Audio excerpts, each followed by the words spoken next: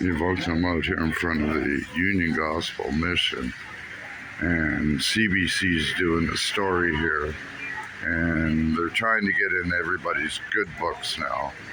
This is the mainstream, lamestream media suckhole into people, and by the time that this all comes out, it'll all get twisted.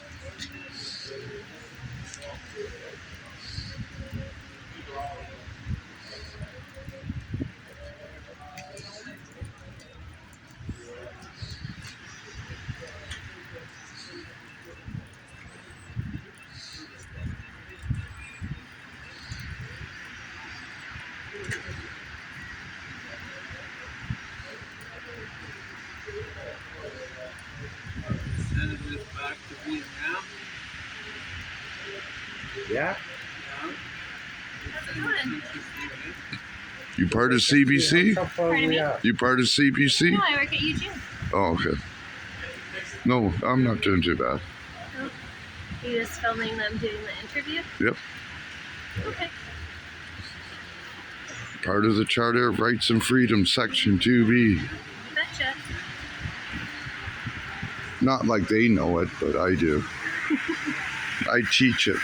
You teach it to do Yeah. That's I'm number 3 on Justin Trudeau's hit list. Really? Yes. There's Rebel News, Yeah. there's Mr. Sunshine Baby, and then there's the Shame Canadian. Okay. And your number is that Yeah. too? You send ceases to my door twice. Really? Yeah. And I don't like the way that these guys lie to support them. Okay. Like he was in Davos this year, and CBC came right out and said that that Justin Trudeau got a standing ovation. 3/4 of the delegation got up and walked out and turned their back on him, and the rest of them were standing there like the German chancellor and that, calling him a dictator. But these guys said that he got a standing ovation. So that's why I got no use for CBC or any mainstream media. I gotcha. Mm. They're the story that. Yeah, you guys are doing your story. I understand. Oh yeah, that, it's but- just about the shelter because we've been full like every day just about for the whole last year. I think we looked at it and there's been like a few nights where we haven't been full, but if we have 92 beds like in total, like on average 6 people, we don't have room for at least 6 people every night. Like after those rooms are full, and like at the beginning of the month, it was such a bummer. Like we had to turn away I think like 15 guys, and we tried calling all the other shelters and they were all full. And so we're just doing a story about how there needs to be more space and more services. Apparently the government just opened up a bunch of new beds tonight. Yeah, they sent out a thing that there's like in different parts of the city and in Burnaby and stuff, there's some more beds, but they're probably going to fill up really, really quick. And we're just mostly worried because we're here every day of the year and we're seeing what's happening. So You know, I started working in shelters when I was 18, back in 1985. Wow. Yeah. I've actually helped make changes to the Privacy Act and the Human Rights Act Yeah. for the shelters and drop-in centers. Yeah. And I'm also a founding member of the Needle Exchange Program in Canada. Oh, cool. Yeah.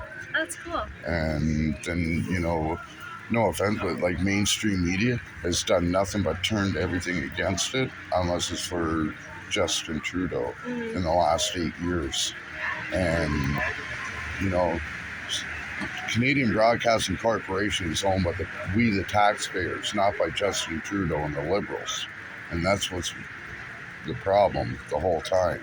And if it wasn't for the government to begin with, we wouldn't have all these overflow shelters. Because back in the early 90s, the government said that if all these people, if they're not a harm to themselves or to the public, as long as they take their medication, they kicked them all out of the hospitals and they closed all the hospitals. And overnight, the shelter systems across Canada flooded. Yeah. And now they wonder why they have so much mental health issues on the street nowadays, because they closed the hospitals. And if they would have kept them open, we would have been saving hundreds of millions of dollars a year just in court cases because of this. Hundreds of millions of dollars a year in shelter cost in that.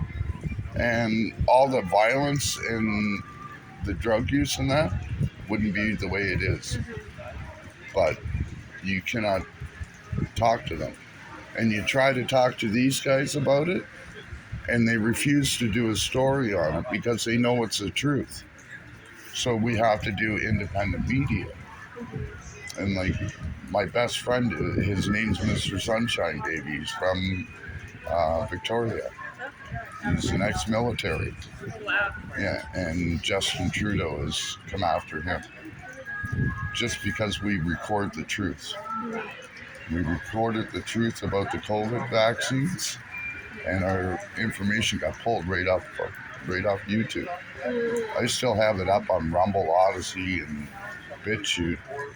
Are those other platforms other than YouTube? And yeah, like I'm on like 6 different platforms because I have to follow the government. You know, I fight for 30 years working in these places like this, and a dictator like him comes in and takes it away from everybody. And I warned everybody for decades that this was happening. And I imagine you have done what I'm about to say.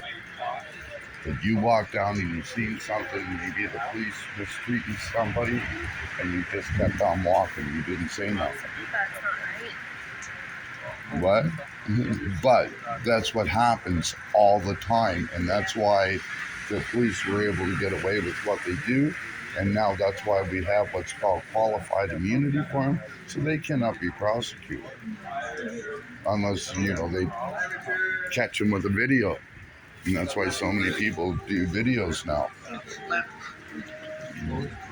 Like, it's just ridiculous the way that the government is doing this.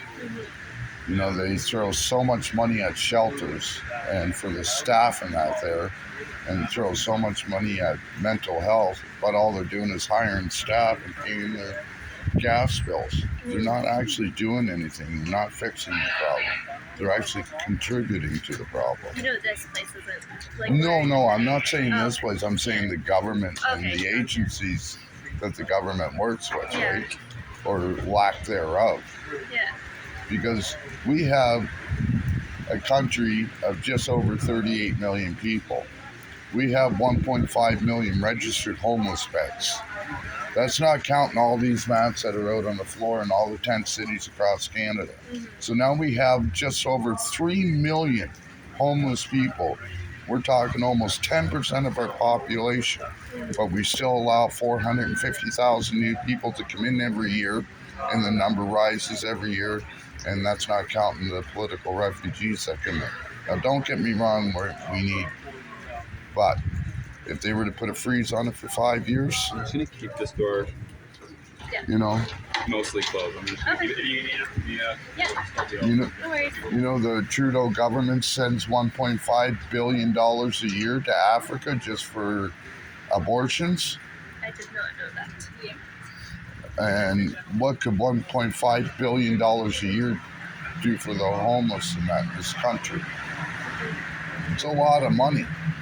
$100 million a city could build a housing project, no problem. There's 15 cities right there in 1 year, and he's been doing this for 8. Could you imagine all that money could have been put here? You wouldn't need all these beds here then, right? No offense, you might be out of a job, but I would like to be out of a job. right? Like honestly, that part of my goal would be to work us out of jobs. Yeah. I don't think anybody who works here, like we work here because we care about people, but we don't work here because we want to see No. what's happening happen. You know? Some of you do. I'm half blind, Yeah. and I've been mocked by the staff here so many times. Here, I've been told by the laundry guy to go crawl on my hands and knees and go look for my laundry. I walk in here every day, and one of the staff mocked me. I try to talk to them, and they turn their back on me. I'm half deaf. They turn their back on me. I don't know what they're saying, and I get no services here. So it took till today to get services, and I don't even know if I'm going to get them. So is this is the side that is if you get to come in for the night, and then this is the side if not, or is it the other? But yeah, this is the lineup for the people that was here the night before. The night before, yeah. Yeah. Okay.